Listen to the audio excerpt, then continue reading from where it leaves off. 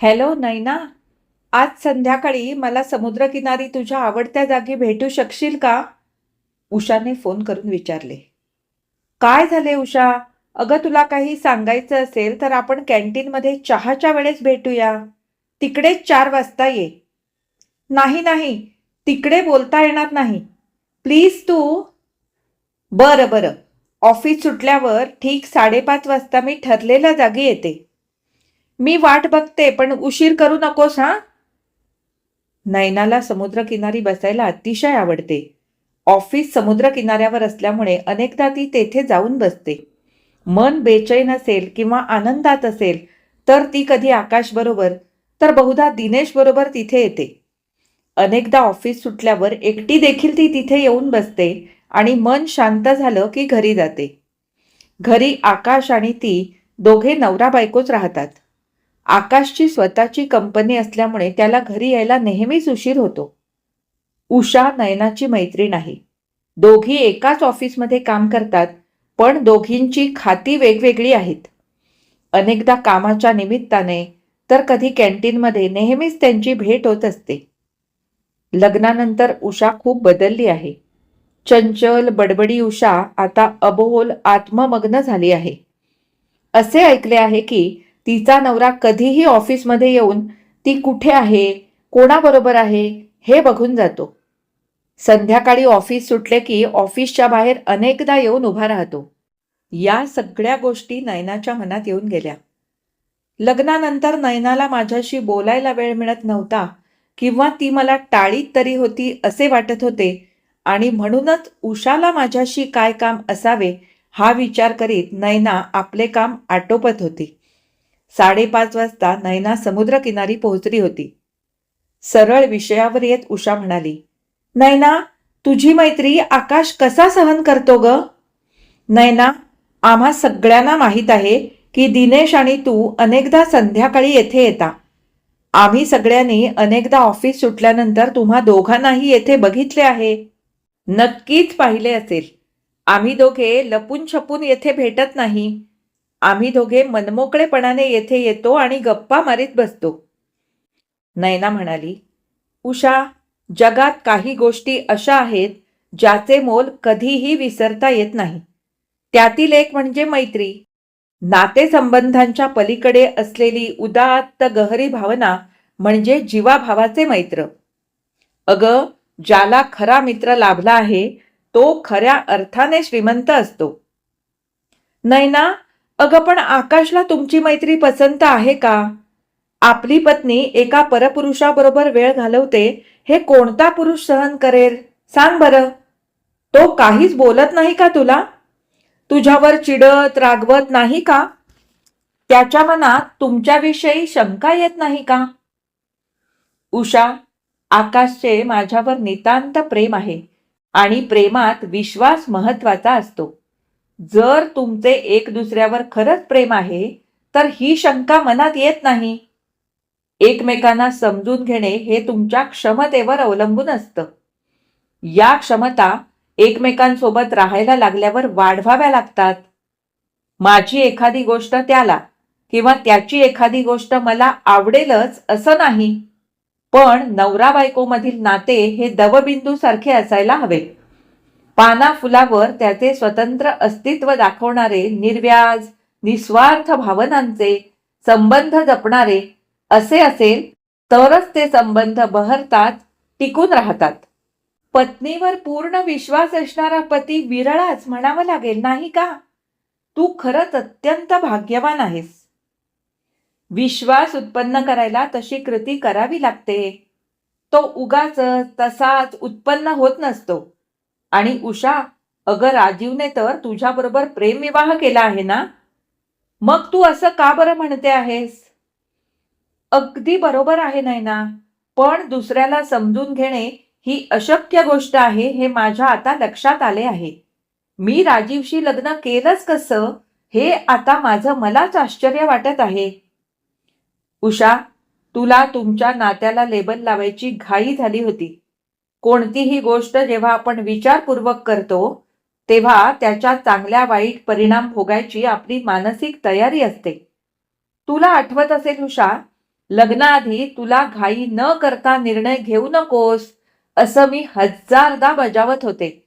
पण कसलाही विचार न करता तू लग्नाची घाई केली होतीस.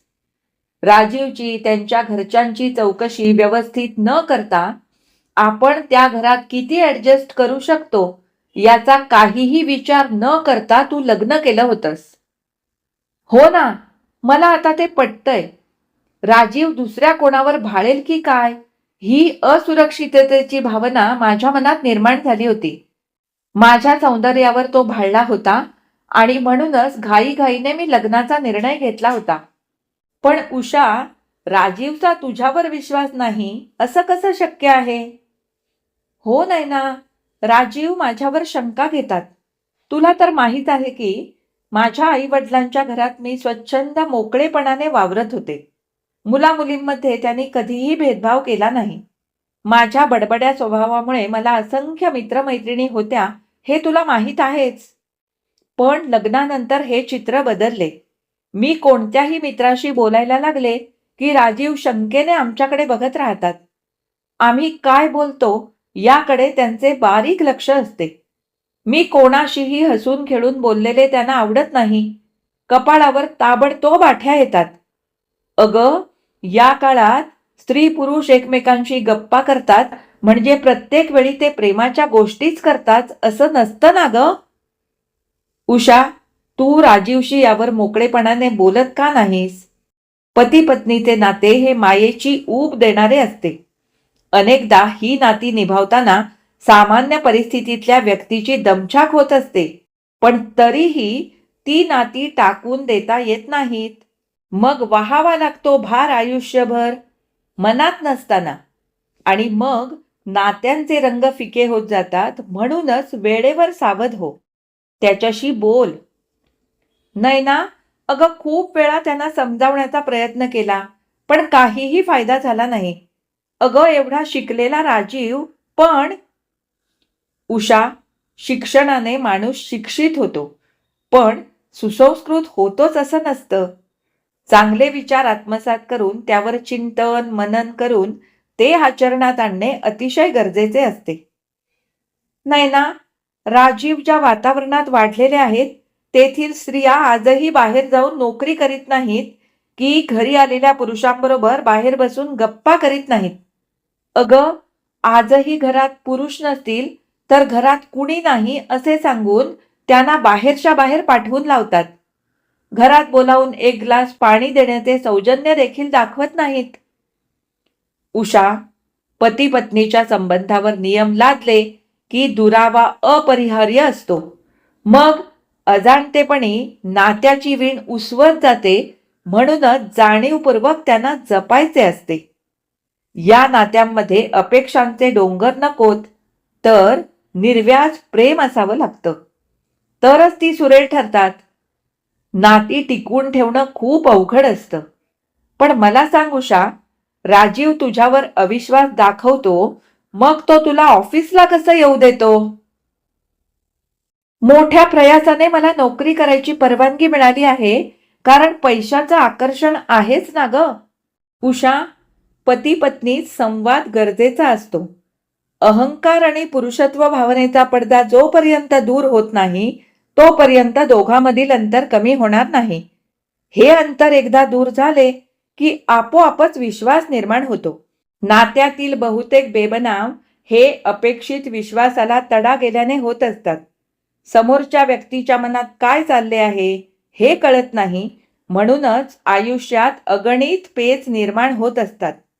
एकमेकांना समजून घेऊन दोघांनीही नमतं घ्यायची तयारी दाखवायला हवी. एक पाऊल मागे घ्यायला शिकायला हवं.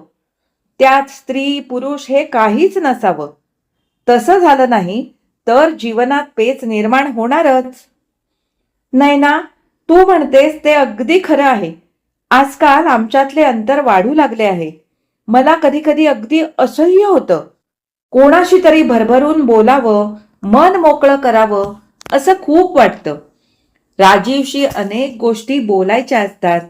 त्याला सांगायचं असतं की शारीरिक भुकेबरोबरच माणसात वैचारिक भूक देखील असू शकते.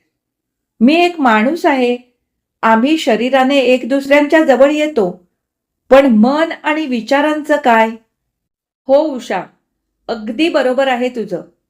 प्रत्येक व्यक्तीला आपल्या विचारानुरूप जीवनसाथी मिळत नाही. आपल्या बुद्धीला चालना देणारा, उचित मार्ग दाखवणारा कोणीतरी हवा असतो. नाही ना, तुझ्याशी गप्पा केल्यावर मला खूप बरं वाटतं. हिंमत येते, आत्मविश्वास वाढतो. पण आता माझ्याकडून हे सुख देखील हिरावून जातं की काय याची मला भीती वाटते आहे ग. काळजी करू नकोस. याविषयी मी राजीवशी बोलू का?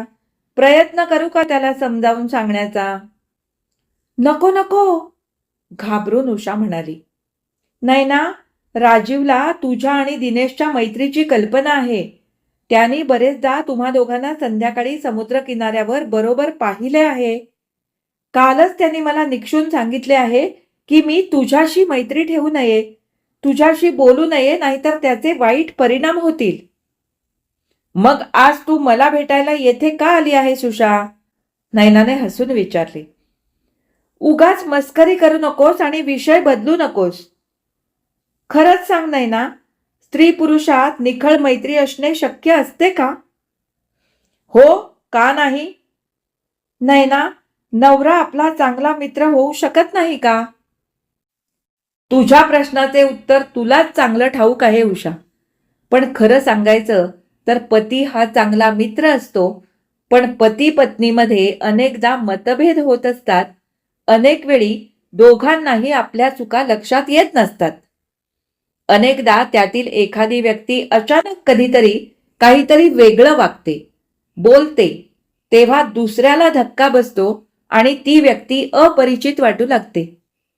मी ज्या व्यक्तीवर प्रेम करीत होते किंवा करीत होतो, ती व्यक्ती ही नाही असे वाटू लागते. ही भावना तेथेच सोडून माणूस पुढे जात नाही. पण मैत्रीचं तसं नसतं. काही व्यक्तीबरोबर आपले सूर जुळतात आणि ते जीवाभावाचे मित्र होतात. प्रत्येकाशी मनाचे सूर जुळतात असं नव्हे. पती पत्नी एकमेकांच्या चुका काढत राहतात, एकमेकांना दूषण देत राहतात. त्यांना आपल्या चुका दिसतच नाही किंवा समजूनही ते त्याकडे दुर्लक्ष करतात. अगदी खरं आहे. भांडण झालं की केवळ एकमेकांच्या चुका काढून तू तू मै मै होते. दोघांचाही अहंकार आड येतो आणि एकमेकांशी जुळवून घेण्याऐवजी मनात फक्त कटुता निर्माण होते आणि त्यामुळे दुरावा वाढतो. उषा, चांगले मित्र हे औषधासारखे असतात. आयुष्यातील वेदना, दुःख दूर करण्याचं काम ते करतात. फरक एवढाच की औषधांना एक्सपायरी डेट असते, पण मैत्रीच्या नात्याला ती नसते. ती निर्भय असते. हो, पती पत्नीत भांडणं होतात तेव्हा स्वतंत्रपणे विचार करण्याची गरज असते. कारण पती पत्नी दोघेही आक्रमक झाले की एक दुसऱ्याला दुःख, वेदना देतात, जखम करून जातात. अशा वेळी खरा मित्र मार्गदर्शक असतो. दिनेश तसाच आहे. तुला माहित आहे उषा, माझी आणि दिनेशची मैत्री कशी झाली? तो दिवस अजूनही मला स्पष्टपणे डोळ्यासमोर दिसतो. पावसाने थैमान घातले होते. जुलैची ती संध्याकाळ होती. पाऊस सुरू झाला होता आणि हळूहळू त्याने उग्र रूप धारण केले होते. ऑफिसमधून सगळेच लवकर बाहेर पडले होते. वाऱ्याचा वेग असा की आपोआपच माणसाला पुढे ढकलत होता. मुंबईच्या पावसात छत्री उलटली होती. घरी जाण्याची घाई. अशा तुफान संध्याकाळी घरच आसरा देणारं असतं. रस्त्यात टॅक्सी मिळत नव्हती. पुढे मिळेल या आशेने मी पुढे पुढे चालले होते. आणि हे काय, पाय कुठेतरी आत शिरला होता. पाण्याचा वेग मला आतल्या बाजूला खेचत होता. ड्रेनेजचे होल बहुधा उघडे होते. एका क्षणात विचार आला, झालं, आता सगळं संपलं. आणि दुसऱ्या क्षणीच कुणीतरी मला हात दिला होता आणि संपूर्ण ताकदीने त्या हाताने मला वर खेचले होते. हळूहळू आधार देत मला एका इमारतीत घेऊन आला होता. लिफ्ट बंद आहे, पायऱ्यांनी वर जावं लागेल. वर माझं ऑफिस आहे. त्या अनोळखी माणसाकडे मी पाहिले. या माणसाला माझ्या बॅगेत ₹1,00,000 आहेत हे कळले की काय? काही वाईट विचाराने मला तो आपल्या ऑफिसमध्ये नेत आहे. तिथे नेऊन हा माझ्यावर. एका क्षणात अनेक विचार मनात तरळून गेले होते. घाबरू नका. पावसामुळे ऑफिसमधली सगळी मंडळी तेथेच आहेत. बाहेरील गरजू लोकांना देखील आम्ही आधार देऊन येथे आणत आहोत. कारण पावसाने बसेस, लोकल्स बंद पडलेल्या आहेत. तो म्हणाला होता. त्याने माझा हात पकडला होता. तो स्पर्शाने जणू माझ्याशी बोलत होता. तो अनुभव एका वेगळ्या जगात नेणारा होता. त्या स्पर्शात लालसा नसून प्रेम, सुरक्षिततेची भावना होती, जी त्यावेळी मला वेगळी अनुभूती देऊन गेली होती. पूर्ण आश्वस्त होऊन मी त्याच्याबरोबर वरच्या मजल्यावर गेले. मला एका खुर्चीवर बसवून तो निघून गेला होता. एका अनोळख्या व्यक्तीने माझ्या हातात वाफाळलेल्या कॉफीचा कप ठेवला होता. थंडीने हुडहुडी भरली होती. अशा वेळी गरम पेय हवेच होते. धन्यवाद देत मी कॉफीचा कप तोंडाला लावला होता. अशी माझी आणि दिनेशची भेट झाली होती आणि त्या भेटीचे त्यानंतर मैत्रीत रूपांतर झाले होते. एका रात्रीच्या घटनेने आम्ही दोघे दोस्त झालो होतो. उषा, जीवनाकडे बघण्याचा दिनेशचा दृष्टिकोन मला फार आवडतो. विपरीत परिस्थितीवर विजय मिळवण्याची त्याची महत्वाकांक्षा मला आवडते. सदैव सकारात्मक विचार करायला हवा. ईश्वराकडून मिळालेल्या जीवनाचा प्रत्येक क्षण आनंदाने जगायला हवा, हे त्याचे तत्वज्ञान मला आवडते. आपल्याला आवडणाऱ्या पदार्थाचा स्वाद घेत आपण आनंदाने तो पदार्थ खातो. त्याचप्रमाणे येणारा प्रत्येक दिवस मिळालेले वरदान समजून तो आनंदाने जगतो. त्याचा हा स्वभाव, जीवननिष्ठा, उत्साह, बुद्धिमत्ता सगळंच मला खूप खूप भावतं. उषा, या घटनेला आता 3 वर्षे झाली आहेत. माझे आकाश बरोबर लग्न झाले आणि बघता बघता आकाश आणि दिनेश दोघेही चांगले मित्र झालेले आहेत. आमच्या प्रत्येक समस्येचा तोडगा दिनेशकडे असतो. आमच्या दोघांच्या भांडणात दोघांमधून ज्याची चूक असेल त्याचे कान ओढतो, कधी रागवतो तर कधी प्रेमाने समजावतो. आम्हा दोघांचाही तो खरा मित्र आहे.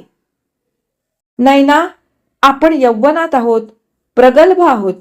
आपल्यावर अनेक जबाबदाऱ्या आल्या की जीवनातील कठोरता देखील ओघाने येते आणि तेव्हा हे बाहेरील नाते जपणे फार अवघड होऊन बसते. मला सांग, मैत्री ही जीवनातला महत्त्वपूर्ण भाग आहे हे मान्य केले, तरीही त्यासाठी पुरुषाबरोबरच मैत्री करणे तुला गरजेचे का वाटते? उषा, मैत्री ही ठरवून होत नसते. लहानपणापासून अनेक मुलं मुली आपल्याबरोबर खेळतात, शिक्षण घेतात, पण प्रत्येकाबरोबर आपली घट्ट मैत्री होत नाही. मनाचे सूर प्रत्येकाबरोबर जुळतात असं नाही. काही व्यक्तींबरोबरच आपले सूर जुळतात आणि तेच आपले जिगरी दोस्त असतात. अनेकदा विरोधी स्वभावाच्या व्यक्तींची मैत्री झालेली देखील आपण पाहतो. ही मैत्री म्हणजे कुठलीही पर्वा न करता एकमेकांसाठी काहीही करू शकणारी, संकटात एकमेकांना साथ सोबत करणारी, विश्वास आणि आपलेपणाचे नाते जपणारी असतात. आपले चुकलेले पाऊल जो थांबवतो, जाणारा तोल जो सावरतो, तोच खरा मित्र. तीच खरी मैत्री असते. असतो तो केवळ निर्भेळ विश्वास. नैना, भावनेच्या आहारी जाऊन तू काय बोलते आहेस? समाजात राहून असे आपण वागू शकत नाही. सासरची मंडळीच काय, पण आई वडील देखील लग्नानंतर अशा संबंधांना मान्यता द्यायला कचरतात. कारण प्रत्येक नात्याला एक संदर्भ असतो, एक लेबल असते आणि स्त्री पुरुषातील मैत्रीला लाभलेले दोस्तीचे लेबल समाज मान्य करत नाही. हे कटू असले तरीही सत्य आहे. हे नाते पुढे नेण्याचा आपण प्रयत्न केला तरीही काही काळाने हे नाते निभावणे अशक्य होते आणि मग व्यक्ती काहीतरी कारणे शोधतो किंवा स्वतःलाच शिक्षा करून घेतो. उषा, तू असा विचार का करते आहेस? अगं, हे नाते जगण्याची शक्ती प्रदान करीत असते. त्यामुळेच कठोर आघात देखील व्यक्ती मोठ्या हिमतीने सहन करू शकते. एरवी नातेवाईक तर माणसाला सुखासुखी जगू देखील देत नाहीत. उषा, जीवनात मी खूप काही सहन केले आहे, पण दिनेशच्या मैत्रीमुळे मी कठीण परिस्थितीत देखील ठामपणे उभी राहिले. एरवी मी काय केले असते मलाच ठाऊक नाही. आज आकाशचे प्रेम आणि दिनेशची मैत्री माझे सर्वस्व आहे. माझी आणि दिनेशची मैत्री कोणी स्वीकार करो वा न करो, समाज त्याला मान्यता देवो किंवा नाही, याची पर्वा मी करीत नाही. जेव्हा माझे नातेवाईक माझी अब्रू लुटण्याचा प्रयत्न करीत होते, तेव्हा हा समाज तमाशा बघत उभा होता. एवढेच नाही तर स्वतःही हात धुवून घेण्याच्या प्रयत्नात होता. अशा समाजाची मी का पर्वा करावी? सांग ना. पण दिनेशने जर आकाशला धोका दिला, तुझ्या विश्वासाला तडा दिला तर? नाही उषा, आम्हा दोघांची मैत्री आकाशासारखी अनंत आहे. त्याला कोणत्याही फुटपट्टीने मापता येणे शक्य नाही. आम्हा दोघांचे नाते जन्मजन्मांतराचे आहे. नाही ना? तुला वाटते की दिनेशचे आणि तुझे नाते आकाश शेवटपर्यंत सहन करेल, तितकी मोकळीक तो तुला नेहमी देईल? उषा, नाती ही बंदिस्त करायचा प्रयत्न आकाश कधीही करणार नाही. कारण तो जाणतो की तसं केलं तर नाती दुरावतात. मला भरभरून श्वास घेण्यासाठी त्याने मोकळे सोडलेले आहे. कारण तसे केले म्हणूनच आमचे संबंध बहरले आहेत. फुलांच्या सुगंधासारखे मंद मंद दरवळत आहेत. नाती ही फुलांसारखी असतात. मुठीत बंद करून ठेवली तर ती कोमेजतात, अगदी तुझ्यासारखी. म्हणूनच अतिशय काळजीने ती हाताळायची असतात. नात्यामधील जवळीक टिकून ठेवायची असेल तर आपल्या जोडीदाराला तेवढी स्पेस द्यायलाच हवी.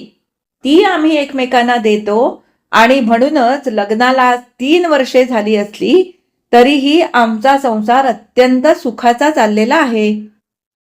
अगदी खरं आहे नैना. आज तुझ्याशी बोलून मला फार बरं वाटलं आणि तुमच्या मैत्रीबद्दल आदर निर्माण झाला. चला आता गप्पा खूप झाल्या, निघूया, म्हणत दोघी मैत्रिणी उठल्या आणि आपापल्या मार्गी लागल्या. मोठ्या विश्वासाने राजीवशी असलेला दुरावा विसरून, प्रेमाने त्याला आपलेसे करून, मैत्रीचे महत्त्व पटवून द्यायचा दृढ निश्चय करून उषा मोठ्या आत्मविश्वासाने घराकडे वळली. आज मी वाचलेली ये दिल मांगे मोर ही डॉक्टर नीता पांढरीपांडे यांची कथा तुम्हाला कशी वाटली हे मला कमेंट करून नक्की कळवा. आवडली असेल तर लाईक करा, शेअर करा. माझ्या चॅनलवर नवीन असाल तर माझ्या चॅनलला सबस्क्राईब करायला आणि सोबतचं बेल आयकॉन दाबायला सुद्धा अजिबात विसरू नका. आणि हो, कमेंटमध्ये जाऊन हाईप करायला सुद्धा विसरू नका. आता आपण पुन्हा भेटू अशाच एखाद्या छानशा कथा वाचनासाठी. तोपर्यंत मी तुमचा निरोप घेते. धन्यवाद.